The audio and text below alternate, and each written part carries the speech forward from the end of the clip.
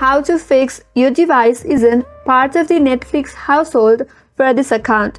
Before we move forward, a Netflix household is a collection of devices connected to the internet at the main place you watch Netflix.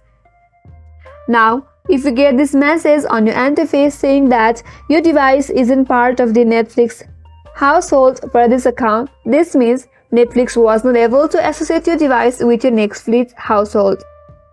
Now, if you're using a device that's not associated with the Netflix household, then you have to create your own account to insert Netflix. Now, you can set or update your Netflix household when signed into Netflix from most TVs connected to your internet. Or if you like to verify your mobile or your portable device, from this interface, tap on Watch temporarily, and after you tap, you have to send email or send text, and you will receive a code there. Now, check your email or text message to find the code.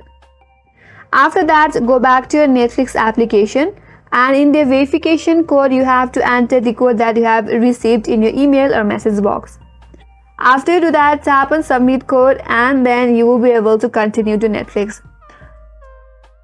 So this was the way to fix the message saying that your device isn't part of the Netflix household.